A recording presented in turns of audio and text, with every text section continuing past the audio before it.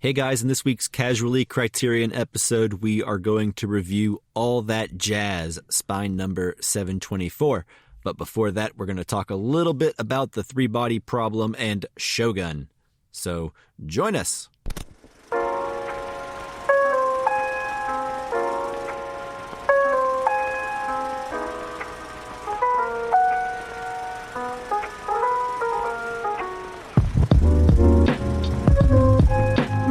Hello and welcome to the Casual Cinecast, powered by Cinelinx, the show where we talk about the TV and movies we've been watching, as well as do a deep dive review of a current movie or a classic film from the Criterion Collection as voted on by the listener via X/Twitter. This is one of those Criterion episodes, which we like to call Casually Criterion episodes. The film that won our last listener poll was All That Jazz, spine number 724. I am joined, as always, by co-host Mike, who has some pretty cool news, in my opinion. Mike, do you want to tell the people about your cool news? Yes, I do. Thank you for queuing me up there, Justin. As promised. This last week, I got engaged. I am now going to be married.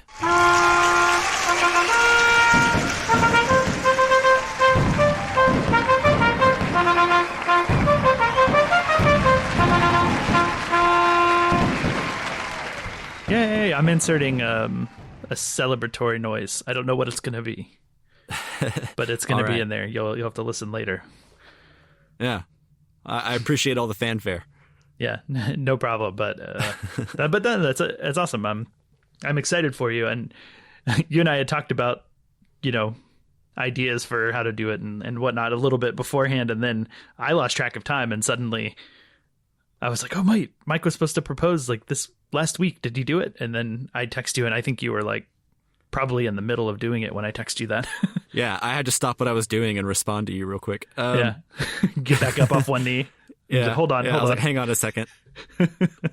No, you did, I think, on the drive home. So I believe it had literally just happened whenever you text me. Yeah. Well, that's awesome, man. And join the rest of us. And have you started saying the word fiance, and how is it feeling? Yeah, I've used it a couple times. It's different. It feels like a higher tier of like I've achieved a higher tier of relationship, Mm-hmm. Like people will take it more seriously than if you say like your girlfriend. They're like, girlfriends can come and go.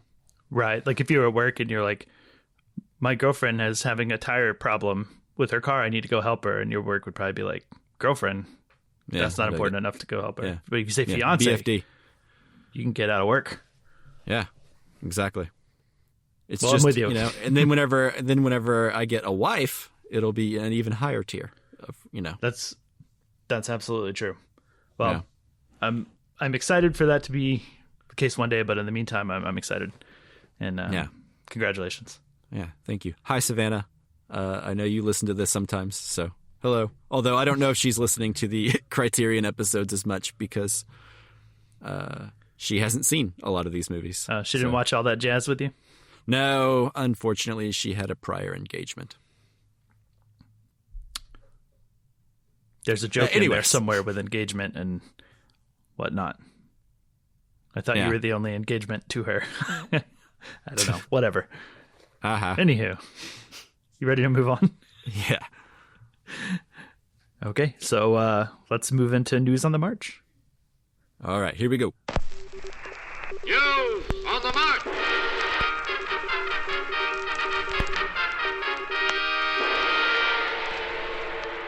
All right, Mike, you are first up here with something that you've been watching, so kick us off.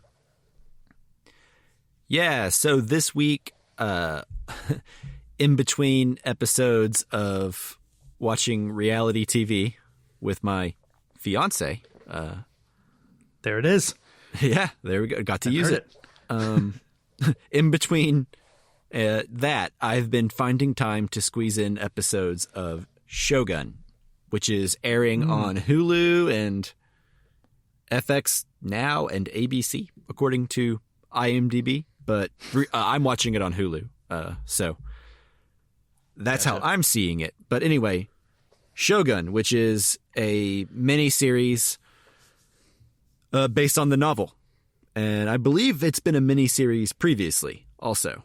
Yeah, I've seen that previous miniseries, which I think was from, I want to say 1980. It's got like Richard Chamberlain and Toshiro Mifune. Yeah. I've never seen it, but that sounds good. Yeah, I enjoyed it at the time. I rented it from my local library back in like 2008 or so. I think I remember you talking about it. Yeah. But anyway, that's cool. That's a cool boast. Anyways, I'm watching the new one and I'm quite enjoying it. I think it's very good. I've never seen any version of Shogun, nor have I read the novel. So I don't know, but I find it really interesting. The setting, with Catholicism trying to spread in Japan, and then the war between the Catholics and the Protestants and all that stuff. The cinematography in this show is really good. Mm-hmm. I think it looks really good. Most of it is in Japanese, and very little of it is in English, which is cool. The cast is just great. I don't know. I'm only on episode 3, so I can't defend it beyond that. But up until episode 3, I've really been enjoying it. And I'm glad that apparently it's just kind of a one and done thing. I know people have been wanting a season 2, but hopefully they don't do it if there's nothing there to adapt, unless they have a really good idea. But I don't know. Other than that, I guess I can't really say a lot more because you haven't seen any of it. But yeah, I mean, I guess I've seen the original, so I kind of vaguely remember the story. It's like I said, it was 2008, so sure, I don't necessarily remember a lot of it. I can't remember how much of it was in Japanese or if everyone just kind of spoke English. Right? Did Toshiro Mifune speak English? I think so, but I don't recall. I don't recall specifically. Like I have very, very little memory of it, but I've heard nothing but good things about this. So it's on my list. I've been trying to get. I would actually be really interested to see what you end up thinking of this, because when I'm watching it, it does not strike me as something that you would enjoy, and I don't mean that in like a dickish way. But it reminds me a lot of Game of Thrones and things kind of like that, but in like feudal Japan, or I don't even know if that's feudal Japan. I don't know my eras of Japan very well, but the era of the Shogun. Yeah, sure. I don't know that it would be something, because it seems like a lot of intrigue and stuff. But you also like samurai movies, right? So I don't know.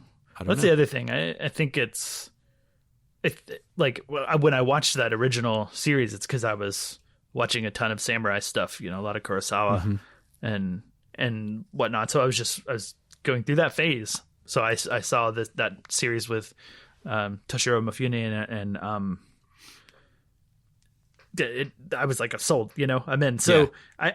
I think I don't necessarily know that like whatever way it's like Game of Thrones, it's not in the way of like medieval times. Like that's not where they're similar, I don't think. But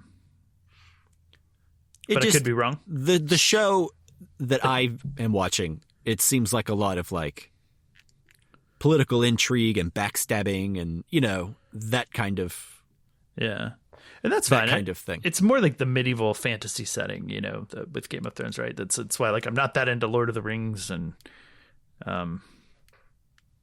like King Arthur sort of stuff generally.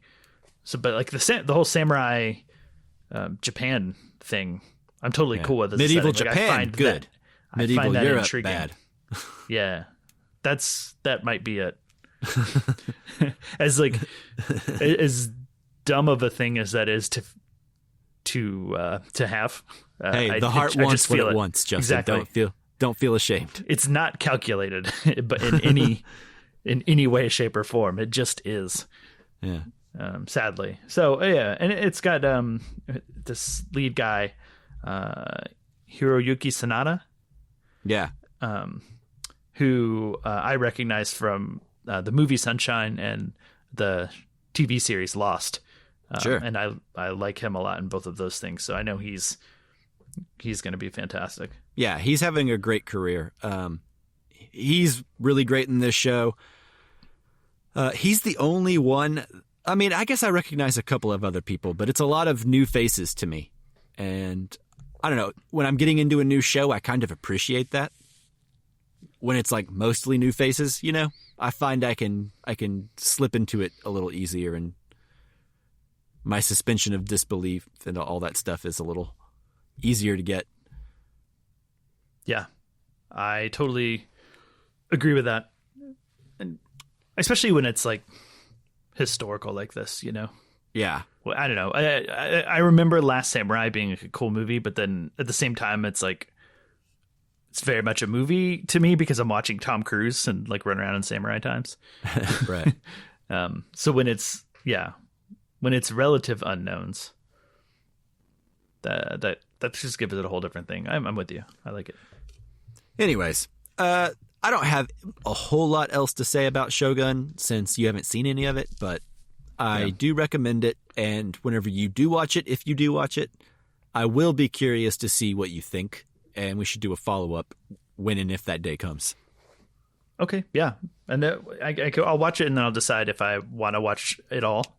And our follow-up can be when it's all done if I decide I want to watch it all. If not, we'll do a follow-up when I decide I don't want to watch it. There you go. Okay. Cool. So the next thing is something that you have been looking forward to for a very long time. Such a long time. Basically, I think since the show was announced, I remember you talking to me about it.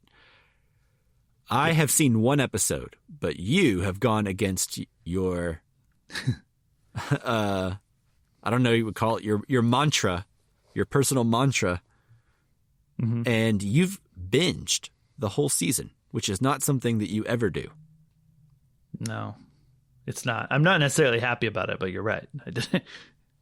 Okay, not happy. I'm excited. So go ahead and just get into this. Did you enjoy this, or what are your thoughts? Yeah, sure. So I can't remember if you've said the name of what we're talking about yet, but so for the listeners' sake, we're talking about Netflix's 3 Body Problem series. I said it at the top of the show. Careful listeners will already know. Yeah, I know you said it way back then. So, but yeah, for people who are just now tuning in, like sometimes people skip intros for some weird reason. I don't know why. Mm-hmm. But anyways, 3 Body Problem. It's a. I bet you didn't watch the 3 Body Problem intro once. I did the first time, and then actually every time after the first episode, they do a shortened version of it. That's a beautifully short, like 5 to 10 seconds. Yeah. And I appreciated that greatly. Because whenever you're right, whenever it was happening the first time, I was like, oh no, this is one of those. And you know, the other thing about it too is there's a trend, because I've also, well, we're not going to get into it, but I've also been watching Silo and then rewatching Foundation to try to catch up on that. Yeah. And actually finish Foundation. Mm-hmm. And man, ever since Westworld, I think there's been a sort of homogeny of style and vibe in sci-fi show openers. And so I just, you know what I mean? It's like that, like, it's kind of like droney, moody music. And then like a lot of close-ups on like weird stuff happening. And we kind of like pull out and go to different, do you know what I'm talking about? Yeah. Yeah. And so when it was happening in this one, I was like, I don't know, it's kind of like, oh no, is this, I don't like this. Like, I wish they would have done something a little bit more creative and like, just because I think I'm tired of that kind of intro by now, but that's mostly irrelevant. Yeah, I think it extends beyond sci-fi shows. I think, yeah, Game of Thrones kind of does the same thing. Mean, I think Game of Thrones is like one of the more popular intros because that song was such a banger and it got people excited, and that show was just like a huge like global phenomenon. Mm-hmm. So the music kind of became iconic. But I mean, HBO and cable like shows like that have been doing intros like that for forever. You know, where they've got 3 or 4 minutes to kill and they've sunk a lot of money into this thing. Let's let's have a title sequence for every episode. I think Sure. that was more of like Sopranos kind of started that, but they did it cool. Well, sure. I mean, the long intro, I just feel like this is very specific, like animated. Oh, this like epic sweeping, sort of. Yeah. Yeah, maybe like Raised by Game of Wolves Thrones. had one too, you know? Raised by Wolves was a little moody and neat, though. I enjoyed it. Yeah, I did too. I like the song best on that one. But anyways, Three Body Problem. I have loved this trilogy of books for a while. You know, I probably read them all close to around the time that it was announced that Netflix was going to be doing an adaptation. But I had at least finished the first one by the time that news came out, and I was very, very excited.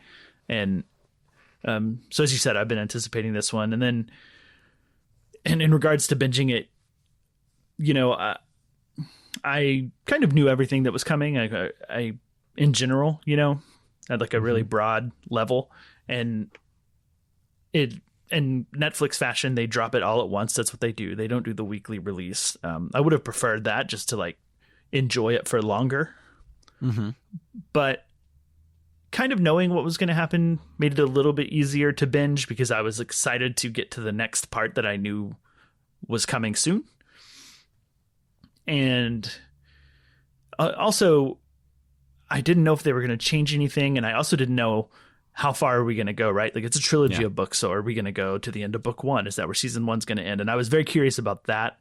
Mm-hmm. But I also didn't want that spoiled. And that's like the downside of dropping everything at once is that like I felt this pressure to get it knocked out. And before I see more than I want to know.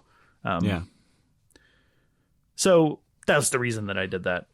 And yeah, so having finished it all, I won't go into anything. We can talk about the first episode, I guess. You might have to remind me where that one ended exactly. But overall, I really like it because it maintains a lot of the sort of like bigger ideas and bigger themes that I like to think about from the book. If I have any complaints, it's the things that they've changed / adapted from the book to the show to make the show more concise, more interesting, more dynamic in terms of locations and characters and cast. Mm-hmm. Some of those things, like they've taken a lot of different characters throughout the trilogy, and just FYI, the trilogy spans centuries, and mostly characters don't continue over from book to book. So they've taken a lot of characters from later books and condensed them all into one timeline or one period of time. And I'm trying to say this without like, I'm trying not to spoil anything, and I don't think I am yet, but if I do, just tell me to slow down. But that, I guess that just makes that the scope of the whole thing feel like it's going to feel smaller at the end of the day in the TV show. And some of the scope of the events in the books were one of the things that's really cool about it, is that it feels very, very mankind centric as opposed to one generation, if that makes sense. So that's where that's where my complaints are. Yeah, I have questions, but since I'm going to continue watching and this isn't really a spoiler section, I will refrain from asking them. But what you have said has intrigued me. But anyways, what I will say is I have seen episode 1. And to start off, let me comment on what you said earlier about the binge model versus the weekly release. I've only seen one episode because then I had to go to bed. But that's all I was able to squeeze in before we recorded. I will probably watch another one tonight. Mm-hmm. I guess what I would say is I agree with you. I think it sucks that all the rest of the episodes for the season are already there. So I'm a person who, when I get into a show, I have a lot of time to listen to headphones at work. So I'm listening to music all day, and then I like to fill it with podcasts sometime if I'm not into listening to music that day. Yeah. And so if I have a show, I like to find a podcast about it sometimes. I can't ever do that with Netflix shows because they drop that stupid binge model. And then, no one's going to record an episode about, episode 1 whenever people are finishing the finale by the time you get it posted. So yeah, it just kills buzz. It kills momentum. And part of affection for shows, like sometimes shows aren't even that good, but the week to week living it, thinking about it, talking about it, waiting for it, talking to your friends about it, like that living in our heads for so long can make affections for shows grow over the weeks and months that they're airing. You know what I mean? Yeah. Because it starts to generate excitement in your brain. That doesn't happen with Netflix shows. It's like it might as well be a movie. There's no reason to even make it a show. Yeah, sure. I mean, obviously not every story can be a movie. I'm just kidding about that part. Yeah. But basically what I'm saying is for a show, this model makes no sense, in my opinion. But that said, yeah. it was a fine, good first hour. I don't super know what's going on just yet. I don't know that it. I bet it's super clear for like people who read the books and obviously know everything that's happening. But I don't know how much I'm supposed to know just yet. So yeah, I'm not invested just yet because I think the first episode was just a lot of things happening. Remind me where that first episode ends. Do you remember what like the last thing was?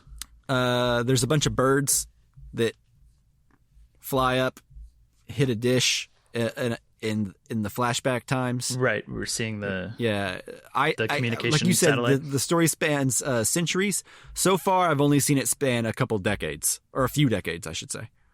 Right. So I don't know.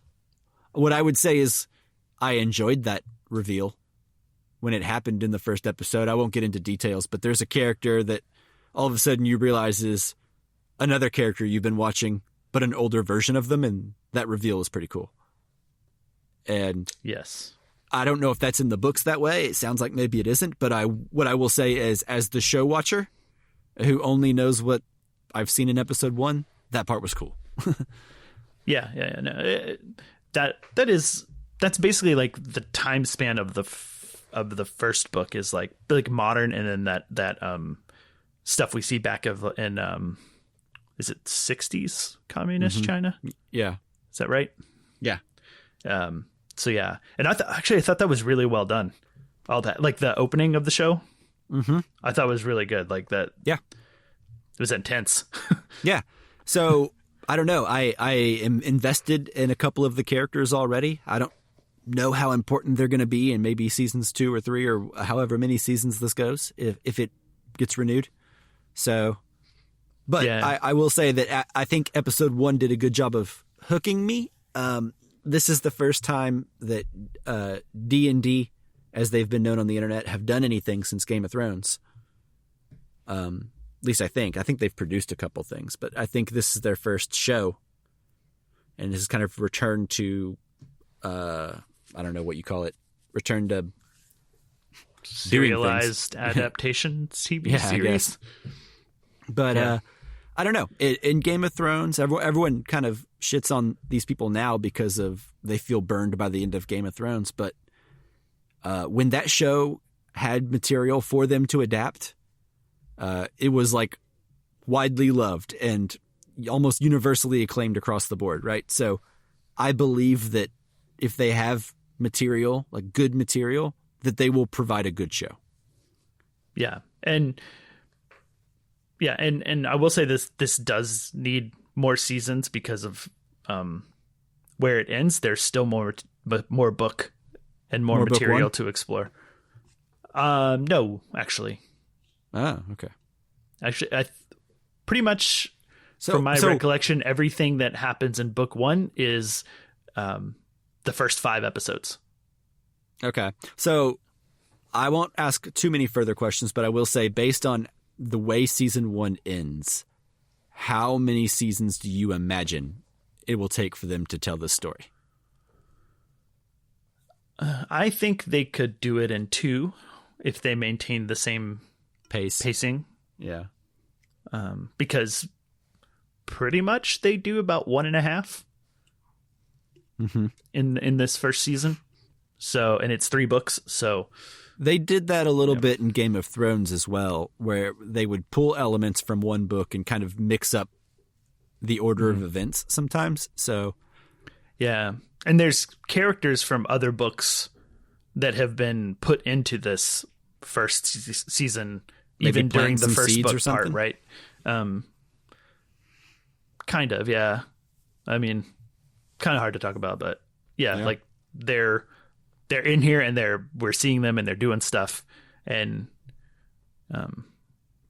in the books, like some of the stuff that their characters do don't happen until later. So they've obviously like transplanted that character to this time period, as opposed to letting them be someone who exists centuries later, if that makes interesting. sense. Have you talked to... Go on. Sorry. That's what, like, when I say that in some ways the TV show's scope feels much smaller than the book, that's like part of why, right? Yeah. And that's really my only concern. I wouldn't necessarily call it a full-on complaint yet, because we're not done and I don't know what they're going to do. Sure. So, yeah, what were we going to ask? If I was a book purist, that might kind of upset me. That sounds like a pretty big change. I was going to ask you if you've spoken to anyone else who has seen the show who also read the books and what they thought. Not yet. Okay. I've been after so many people, you included, to read these books. I think maybe 2 people have read all 3, but those people have not watched the show yet. So, yeah. All right. So if anyone's listening and they just want to like hit me up, yeah, just talk to you about it. At Just in the Middle on Twitter /X. Talk to me. Yeah. But we can leave it there because we were going to like dance around a lot of stuff. And sure. Like Shogun, when you catch up, we can follow up and have a discussion about the whole thing and maybe just have jump a conversation into of substance. Yeah. Yes. But I'm glad you're liking it. I can't wait for you to watch more and text me about it. Feel free to text me as you're going. Okay. I'll be like, am I supposed to be confused or am I just not following? Yeah. Yeah. Perfect. Okay. Well, we can leave it there. Awesome. All right. Well, with that, let's go ahead and move into our review, our Casually Criterion review for All That Jazz, starting now. Stop smiling. It's not the high school play. Count. 5, 6, 7, 8. 1. All that work, Stand on your right foot. Point your left toe. Drop that shoulder. all that That's not pain, too hard, is it? Oh, boy, do I hate show business. all that Come with your glitter, jokes is what I mean. Joe, you love show business. That's right. I love show business. all that love, I'll go either way. It's showtime, folks. all that jazz.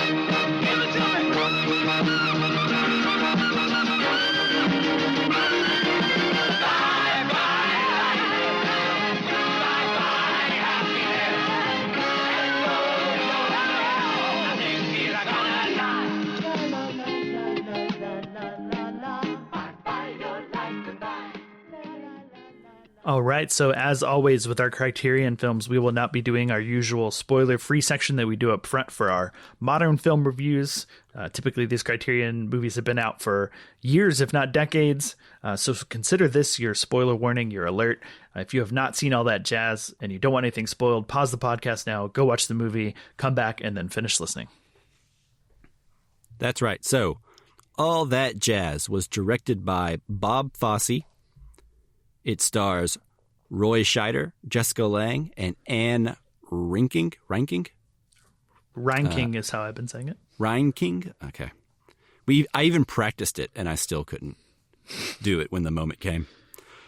Anyways, the IMDb synopsis says, director-choreographer Bob Fosse tells his own life story as he details the sordid career of Joe Gideon, a womanizing, drug-using dancer. Mm-hmm. I like this synopsis because it answers a question I had about the movie. Yeah, is this autobiographical? Yep. Yep. Which at a certain point, I think I think you have to arrive at that conclusion. I'm going to be honest. I don't know that much about Bob Fosse. This is my first Bob Fosse film that I've seen. Yeah, same. So I don't know anything about the man, but halfway through I was like, this has to be. Yeah. It's very Fellini-esque in that way. Yeah, absolutely. I mean, my mind jumped to Fellini pretty quickly. And I guess, sometimes they say Fellini's movies aren't as autobiographical as they seem, but I also don't believe that. But that's a discussion for another time. Yeah. Yeah. In the sense that none of the crazy things happen, but yeah, anyway, his movies have a lot of crazy things in them. Yeah. It's pulled from reality and memory and himself and stuff. And I guess primarily like, is Guido in 8.5 Fellini? Well, I think it's the IMDb synopsis here. Joe Gideon is Bob Fosse. Yeah, basically. So we basically know that, which is good. Yeah. And that I agree. I think that is one of the things that makes me like the movie a lot more, knowing that. Yeah. Yeah. Which this is my choice, right? So I can get into talking about it. Yeah, absolutely. I was going to cue you up, but you did it yourself. So have at it, sir. Sure. So yeah, this is a movie I've been wanting to see for a long time. Honestly, didn't know a thing about it, other than it's come heavily praised by people whose opinion I enjoy and respect. Primarily Mike from the Cinemas podcast. I've heard him talk about it. And I actually went back and listened to their episode this morning to hear the full discussion, because I never listened to the full thing. And it's a great discussion as well. Like if you want a companion to whatever the heck we're going to talk about here. Yeah, I wished I'd have listened to it. I would sound smarter than I'm going to sound about it. Well, I'll carry you. Thank you. But so this, I really had no idea what this was about, other than like a Broadway choreographer sort of guy, and that's it. And pretty immediately I was struck by the sort of surreal form that this takes, with us cutting to the sort of not flashback, but like, I don't know, almost like what it almost felt like a stage production. Like it almost felt like we were watching a sort of play stagey version that appears to be some sort of limbo, afterlife, whatever, of him like talking with the veiled woman about himself and his life and whatnot, and her asking him questions. When we were seeing that, I didn't expect anything like that. So the movie hooked me in pretty quick, because I found those scenes very interesting. And I was kind of wondering if we were going to pull back and realize it was some sort of play that he was acting in, or although that might have been lame if that was actually the case, because that doesn't happen.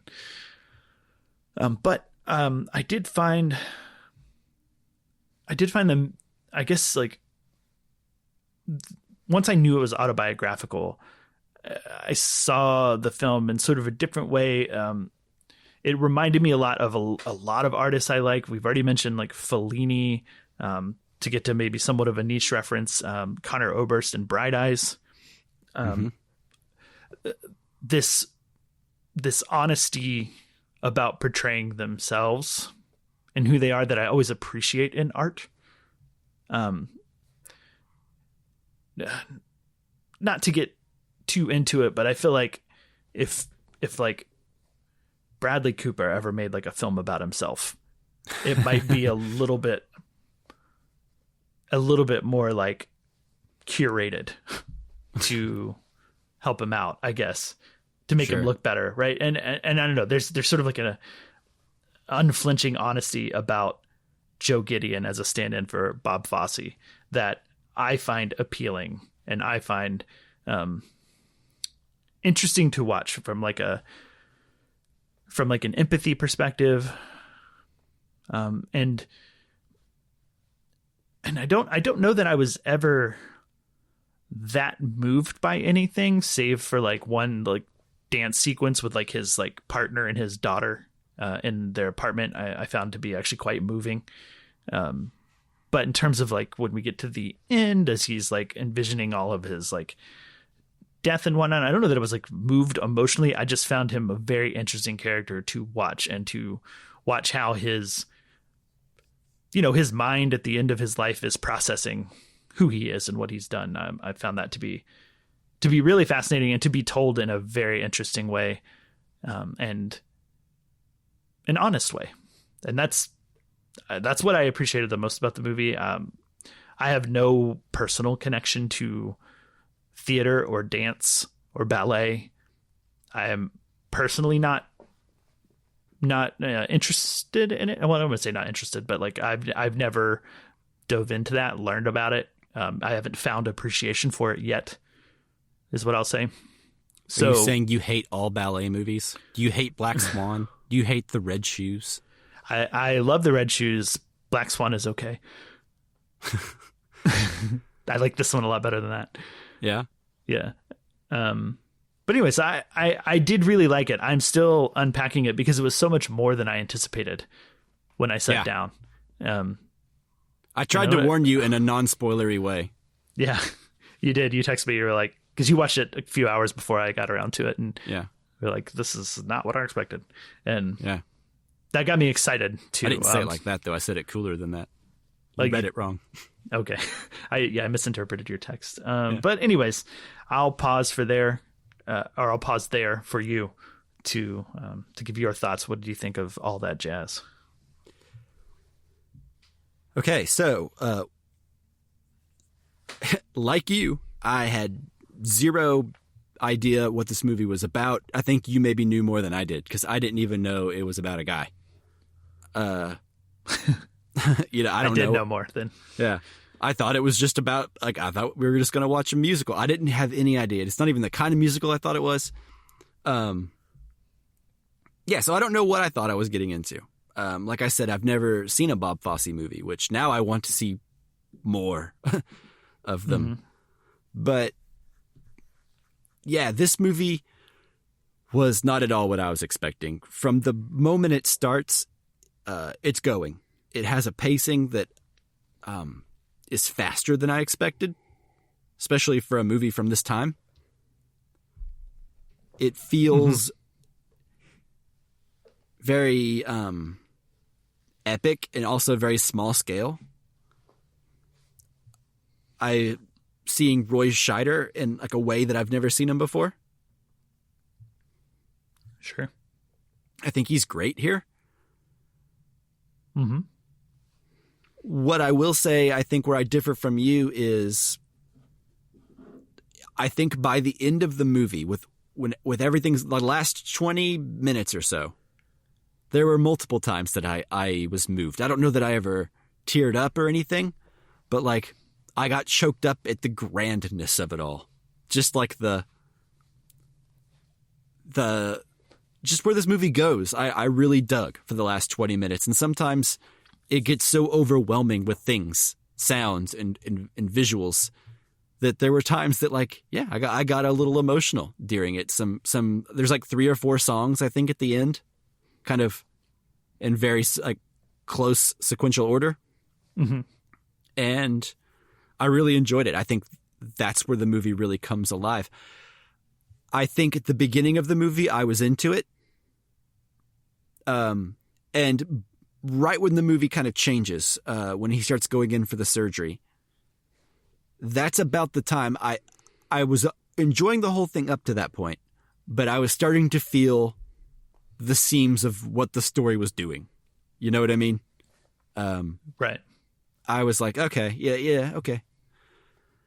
But then I think the way this movie ends, the whole third act is just so like I don't know. It's just like what a visionary it takes to create such a thing. I appreciated it. It was dark. It was funny. It was catchy. It was fun.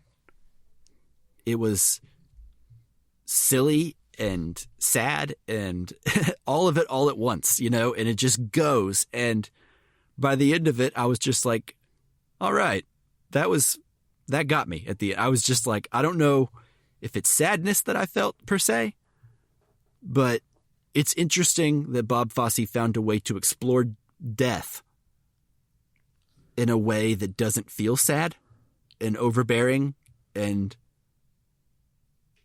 you know what I mean? It feels sort of like there's no trudging through this movie because it's yeah. it's moving and there's musical numbers and there's dancing. If that's what you're saying, I agree. Yeah. And as someone like you who has no real affection for musical plays and theater and dance numbers, like I appreciate them whenever I see them and they're good, you know, but I don't study them. I don't look them up. You know, I couldn't tell you very many names of famous dancers, you know, I don't know the moves. Yeah. As someone who has no affection for that kind of thing also, you know, I was interested. I was captivated the whole time.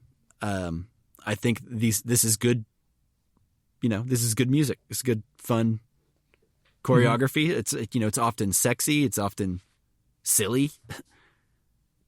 It's often heartfelt. Like the number that you cited with his girlfriend and his daughter, you know? Yeah. Yeah. That one just made me smile and, you know, it was very sweet. Yeah. And I think that comes not too long after he unveils the number he's been working on. And it's this sort of interesting little, like, more standard musical number. And then it gets very sexual and there's nudity and all kinds of stuff and goes off the rails. Yeah, that surprised me when that happened. Yeah, which I was not expecting. And I also found very funny, that scene. But just primarily the producers sort of freaking out about it and being like, oh, well, there goes our family audience. Right. And then the one guy's like, Sinatra's never going to record this song. I really liked John Lithgow in this movie. Yeah. As like this director ready to swoop in. Mm-hmm. I don't know. The smarmy confidence about him in this role, seeing him as a young man like this was kind of fun, but still unmistakably John Lithgow. He still looked like he does now, but just younger. Right.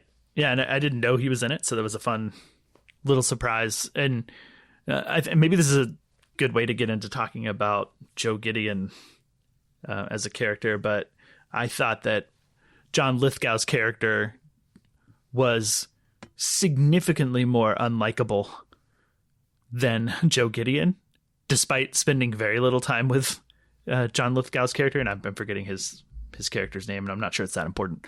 Yeah, same. But, and despite seeing a lot more of Joe Gideon doing terrible things and being like not a great person, right? At least in his personal life. And it was very interesting watching the juxtaposition of how bad he is in like personal life, how bad he treats people, but he's generally pretty great. Seems like not that bad of a guy to work with, and like he's obviously very, very, very talented. So it's like seeing a person who's so good at their job and not so good at life. Yeah, but also he's good in the sense that he seems to deliver, kind of, but he's also kind of maybe not that good to work with in a sense. Like if you're the money man, he's terrible because he doesn't pay attention to deadlines. Oh, sure. Yeah.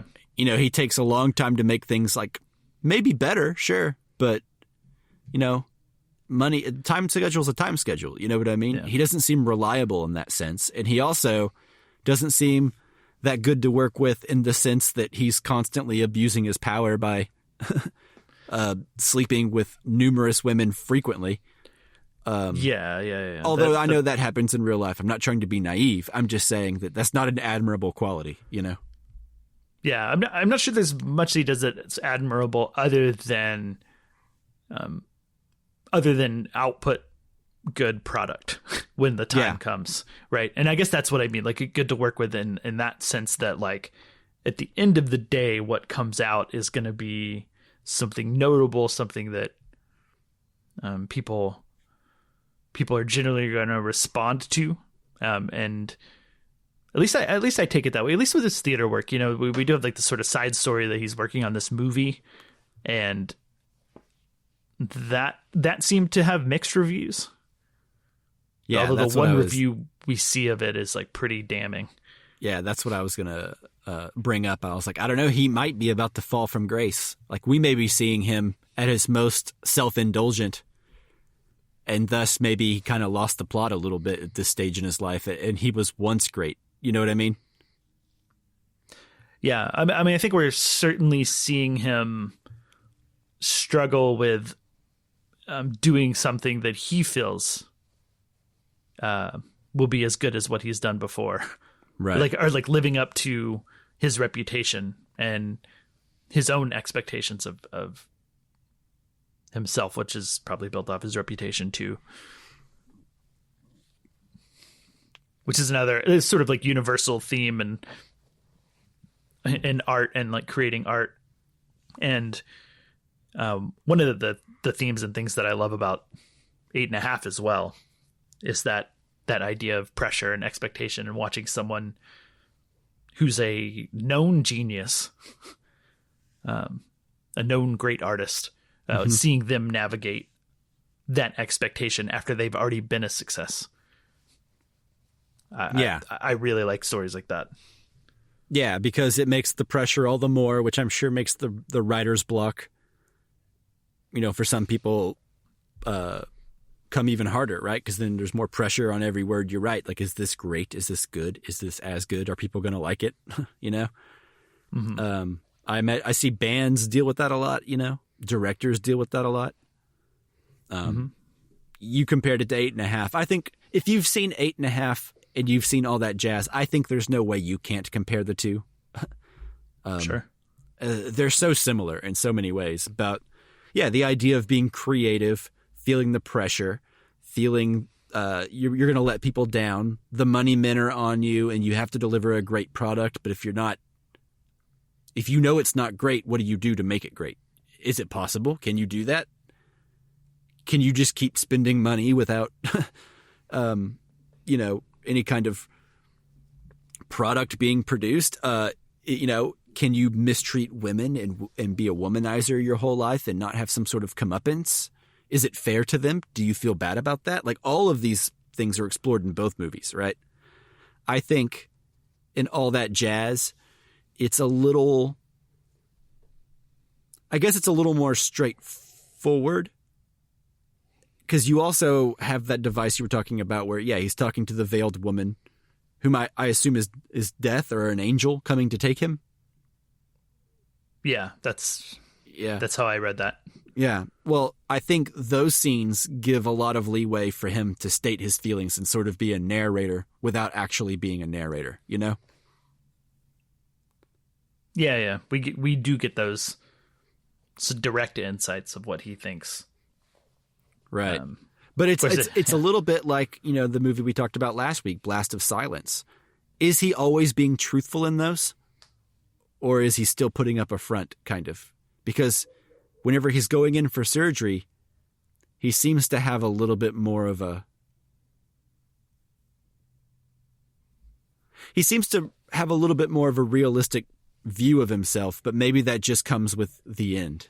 And then realizing you're only capable of really self-reflecting like that whenever you're on the way out. I don't know. What do you think the movie's saying about that? Yeah, well, if I remember correctly, he does flirt with this angel of death person some, right? Yeah. Kind of go to his sort of womanizing ways. And I think there is something to him not being entirely truthful. I think that's probably correct. And in terms of like the clarity that he gets at the end and where the movie goes at the end, I find it cool that I think when some of like the realistic thoughts that he has about himself come out, they come out expressed through other people in his life and expressed through his art form. So I find it that he's able to express himself best via his art, not with his words and not with the things he says or the actions that he does. So I think it's both of those. Does that make sense? Yeah, I think so. I think it's interesting that, like the way he processes everything in the world also is through this prism of song and dance and theater, right? His thoughts of death or his conversations with whatever that being is, it's all processed through the veil, this lens of theater, of something theatrical, a stage, props, costumes, lighting. Dying is obviously processed through this musical number and this show that we've been watching throughout the movie, this reoccurring show with this host that always, says the same stuff. Oh yeah. Yeah. Why is this guy ushering him in at the end? Why do you think that is? Is it just that he needs to process through song and dance, and that was what he's been watching recently, so that was just the way it happened? Yeah, well, I think he well, I mean, when we're making a movie, right? Or I guess in his case, when he's making a production in a show, like he's using other people to express the things that he can't say. Mm-hmm. Or we're doing that with like characters, right? Like the actors are saying the screenwriters like thoughts and feelings and philosophies, right? Like it's this other vehicle. And I think this guy serves the same purpose, that he can say the things that he may not say about himself. And he's, using that as a way to get those thoughts and words out and expressed through the sort of, that scripted monologue that he gives out before he introduces everybody. But it's all the opposite, right? When he's introducing Gideon, right? He's not that great of a person. Yeah. Etc. I can't remember the lines exactly, but yeah, that was very funny to me.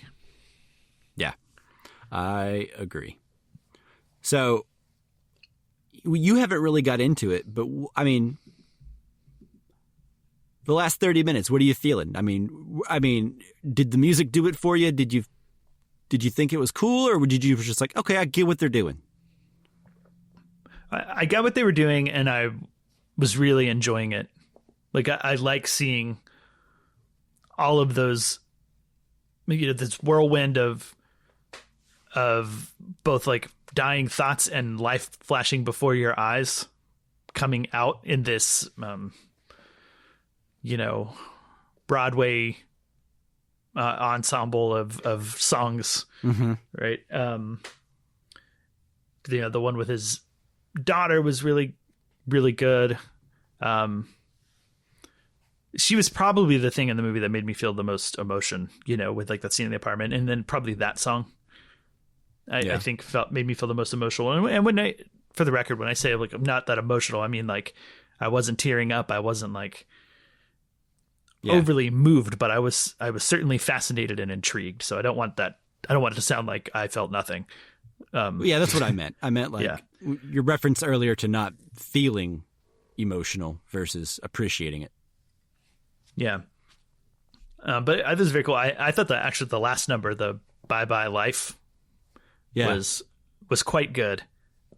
And everything about that is that scene, the set, the costumes of the dancers, like, I don't know. It's just so like ridiculous and energetic, and I don't know. By the end of it, I don't know. I'm kind of pumped he's dying. Yeah, and I think it does a great job of getting you pumped up, and then that stark cut to the body bag being zipped up. Yeah, which I didn't necessarily see coming. I kind of thought maybe we're gonna fade out. Mm-hmm.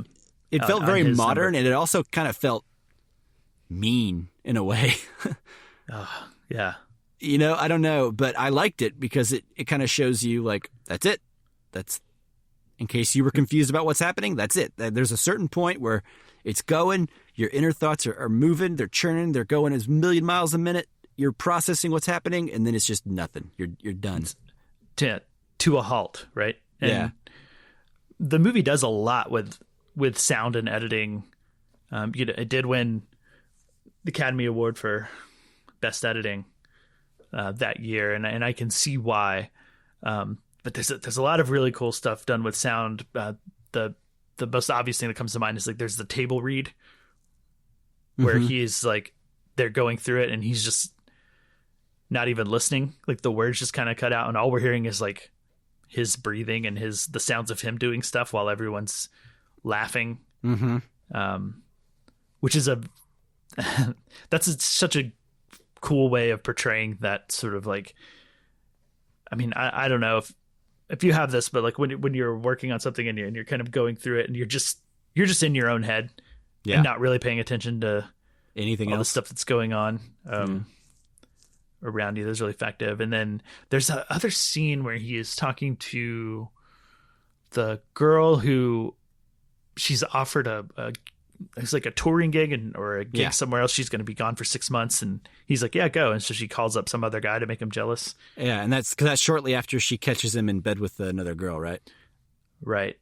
But they have that like classical music playing throughout, that scene that he's like listening to that adds this that I forgot was like diegetic, that it was coming from something in the actual scene. I thought it was just this sort of, it eventually starts to serve as this sort of underlying tension and pace to that somewhat slow scene. I thought that was really cool. But then at the end, when they put the body bag, like it just halts. Like, and I just love the idea that like he's dead. The chaos, the music, the dance, the art is finished, and we're just gonna instantaneously like cut it all off. Yeah. When he's dead, it's pretty powerful. Yeah. It's such a simple thing in cinematic language, right? But the hard cut, when done correctly, is just such an effective tool. You know what I mean? Yeah. It's trying to think of a final. better one than this one, honestly. This might be like the king of how to do it. Yeah. Yeah, maybe so. Let's see. I'm trying to think of... I feel like we're leaving stuff on the table here. You know what I mean? I feel like there's so much. And I mean, we haven't talked too much about how... I mean, how do you feel? Do you like him? Do you like Gideon? Do you admire him? Do you think he's just a terrible, irredeemable person and you're watching all this stuff happen to him? No, I mean, What do you think? he is. Like, in real life, I would probably not like this guy. Sure. But I think there's an unflinching honesty about this. But I also maybe think that maybe Fosse's not hard enough on himself. You know what I mean? Because on paper, this guy doesn't really have a lot of redeeming qualities other than his contributions to art seem to be very appreciated up to this point in his life. So it's interesting, but I don't dislike him. This is the kind of character that I kind of enjoy in movies and I feel like are missing from a lot of modern movie landscapes, except for like little indie films and stuff, is like the flawed main character. Like, we don't have to have a squeaky clean person as our main character. Sometimes that's not the most dramatically interesting. I mentioned earlier that I think the movie really comes alive whenever it starts to go full on third act, musical number after musical number. I will say that I still enjoy all of the stuff about Gideon, his whole life leading up to that. But in this roughly 2-hour movie, an hour and a half of that is basically spent kind of hurtling this man towards death, basically, through his exhaustion, his prescription abuse, drinking, partying, sex, flat out ignoring doctor's orders. If I were to watch this movie to try and be emotionally invested in this man, it would be very hard. I think. Because he's very frustrating to watch. But that there's also something familiar about him. Like, I don't behave as badly as this guy, but there's something familiar. I understand what he's thinking at all the times.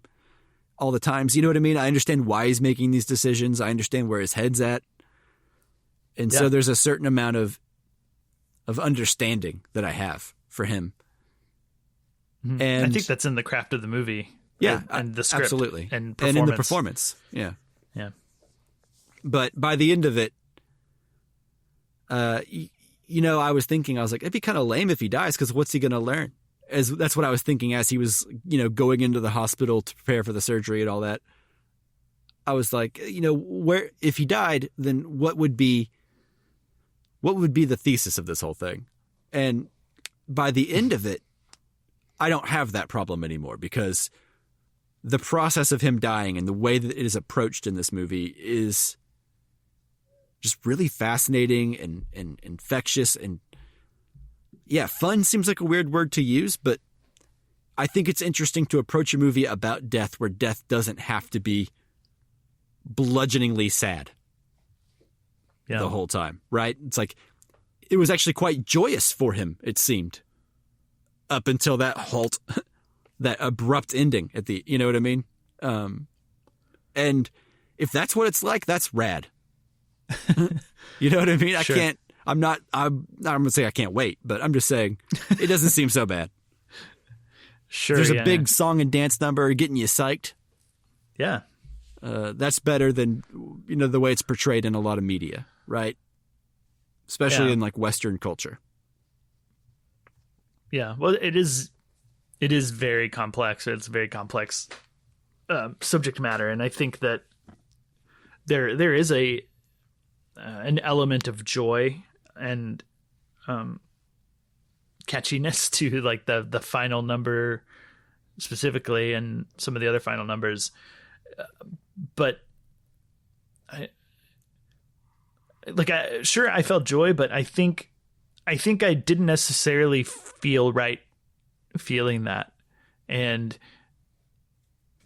there's so much, I don't know, it feels contradictory to what I know is happening in real life. And we always have him laying in the bed watching it all to cut to keep us grounded during that, so that I don't think I ever got swept up in the emotion too much, because in my mind, I know this is like his sort of like dying thing, and this is life coming to an end, and this is how it's all being processed. And so like, there's it doesn't have to be so sad. It doesn't, but I think it's not so sad, but it is sad. And I think all of that end stuff is so layered that I found it fascinating. I think if nothing else, like that, where that movie takes you throughout that entire last 20, 30 minutes, I think I don't know if I've experienced that very often. Sure. Like that many things, that many layers of emotions and themes and ideas going on. Mm-hmm. It's very cacophonous, right? It's very, very messy. And I find that really, really intriguing. So I did not watch the Criterion disc of this, so I don't know what special features there are. But I went scouring YouTube looking for information about this movie. Sadly, not a whole lot out there that's good, but I did see a little interview with Bob Fosse. Mm-hmm. And he talked about how this was pretty autobiographical, like you stated earlier, and like we've talked about extensively, but he didn't die with his open heart surgery. He lived and became fascinated with the subject. Right. And he wanted to explore that subject, and he ended up acquiring the rights to a novel about death. And I can't remember what it was called, but a screenplay was written for it, and it was very depressing. It was about death, and it was sad. And it was something he didn't necessarily want to tackle in that way for like a year and a half of his life while he was making a movie or however long, right? Mm-hmm. So he decided to do this instead, which is processing the world through song and dance and processing subject matter through that lens. And this is, I guess, what he came up with. And ultimately, he ended up dying of a heart attack later after this movie, in the late 80s. So, yeah. Even though he made it through the heart surgery, it ended up being pretty autobiographical after all. But right. Anyways, I think it's interesting that was his approach, right? This idea that he wanted to explore the subject matter of death, but in a way that didn't feel so morbid, I guess. I don't know if that's the right word he would use, but anyway, that's the interview I saw where he kind of described not wanting to deal with death in the way that the straightforward way. This is the way he chose to do it. Sure, yeah. I mean, it's certainly not. Doesn't feel like a Bergman movie. No, no, it doesn't. So, anyways, I thought that was pretty fascinating, and I would like to see if the Criterion disc had anything good or what kind of essay it had about the movie. Yeah, I mean, they always have good essays, and I know that's in there. I think there's a Bob Fosse interview. It may be the one that you watched. It may be a different one. I don't know. But otherwise, I don't really know what's on it. Yeah. But it is one that I'm interested in picking up now because I think I do want to revisit this film at some point. And because, I mean, as I said, towards the end of the movie, there's so much going on. And so many tones and ideas and vibes that it is one that warrants revisiting, in my opinion. Yeah, I think with me especially, I don't know, given the time, I didn't expect a movie that was going to be so dense and so relentless in its pacing. And I don't mean those in a bad way, right? I think it's dense in a good way. It's like a big onion. There's just lots of layers. I believe you said something like that earlier. Yeah. And the pacing, it feels very modern in that sense. I mean, if you put it side by side with a modern movie, I'd bet there'd be like a gajillion more cuts in a modern movie, but maybe not. There's a lot going on in this. It feels very this feels like the movie that Baz Luhrmann always thinks he's making. Right. Yeah. You know what I mean? Uh-huh. So I don't know. I find it to be very unique, even though I can see where its influences infiltrated movies that have been made after this. But yeah, I don't know. Yeah. Cool movie. I don't really have a whole lot else to say about it, but I really dig it. I've been thinking about it all day. And I also will definitely be watching this again at some point in my lifetime. Yeah, I'm definitely still in processing phase. I think the only other thing I wanted to call out that we didn't really mention specifically is other than maybe like the bye-bye life and the dance in the apartment with his daughter, the scene where he is feeling like he doesn't know what to do choreography-wise and he's got no ideas, and he comes in to talk to the lead woman who's like rehearsing with the songwriter piano guy, and they have that whole conversation while she's rehearsing her dance, was so good. That may be my favorite scene of the movie. Awesome. Just like the staging, the blocking, the whole conversation that, I mean, they can do this while she's doing something so difficult as ballet and dancing and rehearsing this routine. Like, there's a vibe that this is a conversation they've had before. They're, you understand their dynamic through that, and then they've dated before, but no longer again, and then you have the piano guy just like constantly trying to stop, and she's like, no, keep going. And every time that happens, there's this, it's a tightening of the spring in the tension in that scene. That's so good. I just want to call out that scene specifically. I thought was pretty brilliant. Yeah. Absolutely. But other than that, I'm out. Unless you have more. You're done?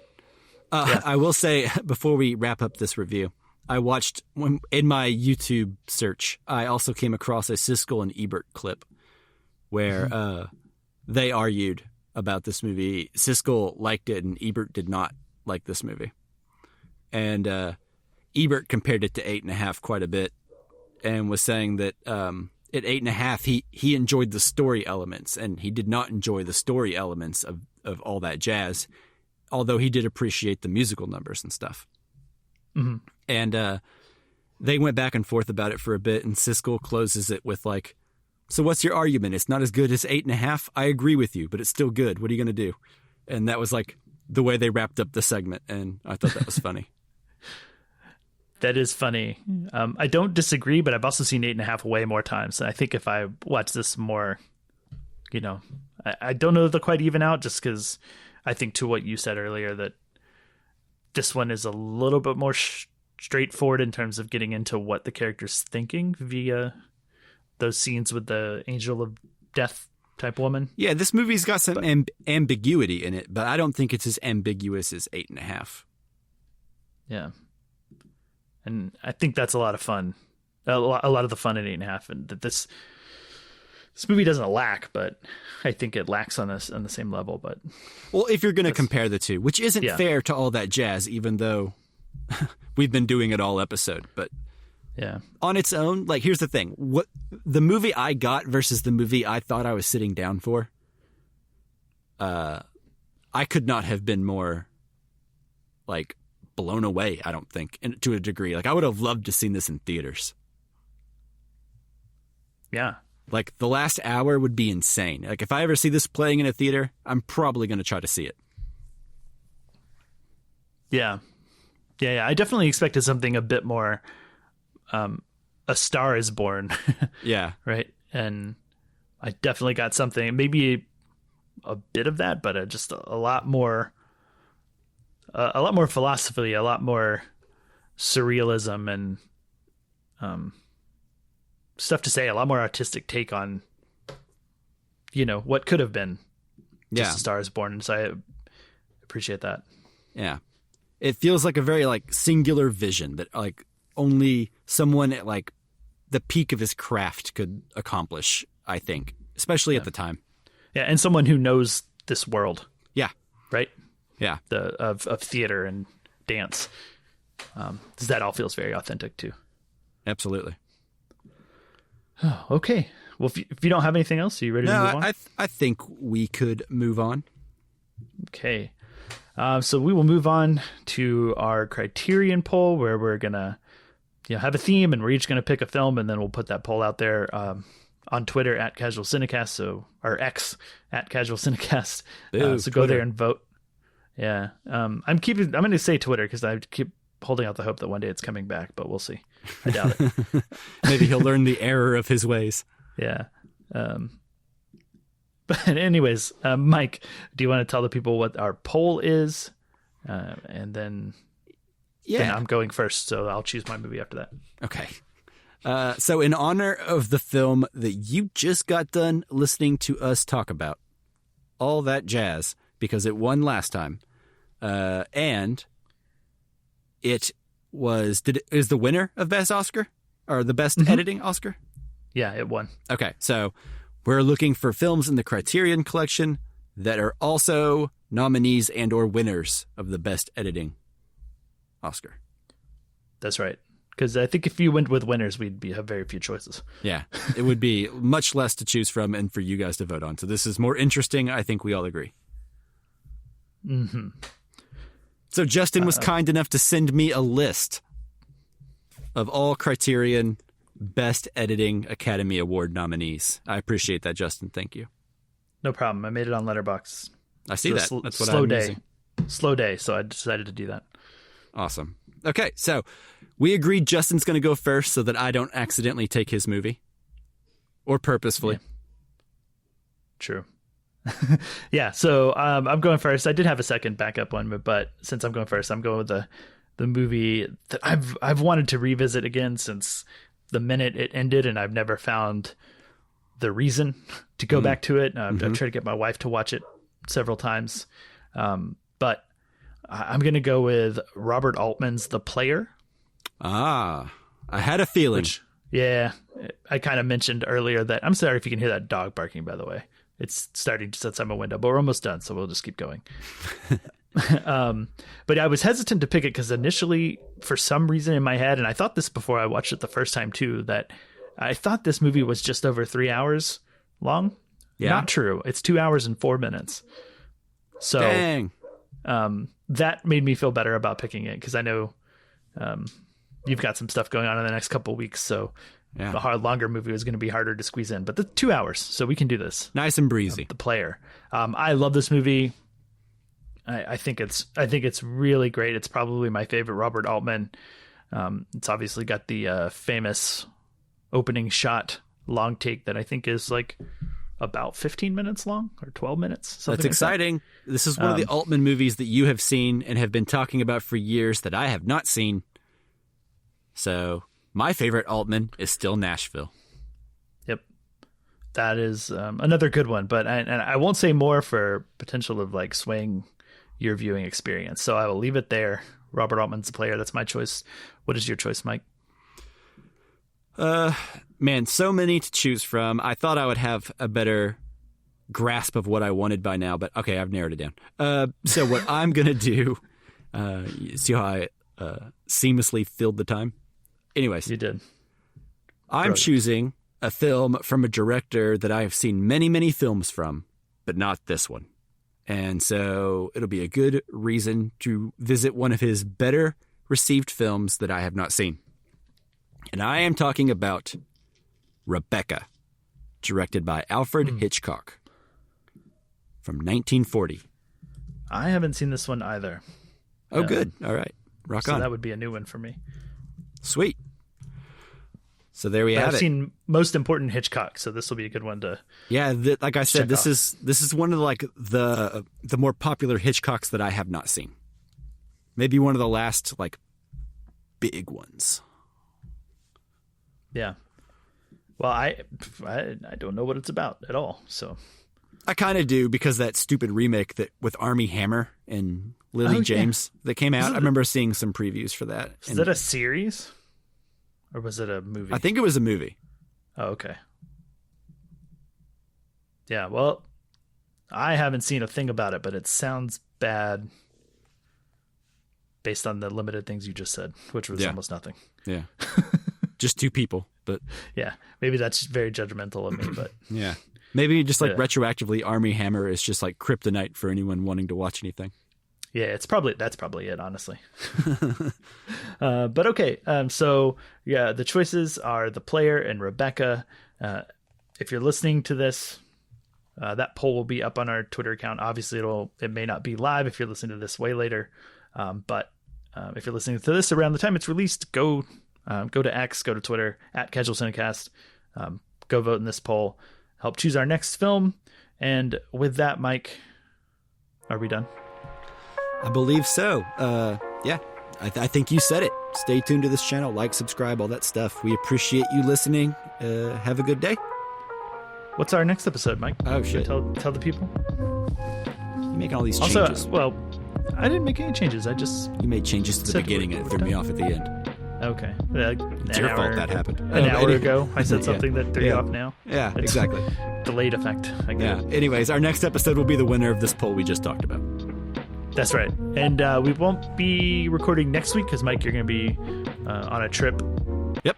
I'm going to Disney World. Oh, Disney World. Around the world, Disney World. You see how the two get confused. Yeah. I'll be visiting all the parks, I believe. Yeah. Okay. So that's you'll like go to you'll go to Epcot and do the whole, the country section. So I wasn't wrong. Yeah. So, yeah, there you go. So in a sense, right, I am going around. Well, and enjoy that, and then so I guess we'll be back in 2 weeks to do whatever wins that poll. But until then, bye-bye. Bye.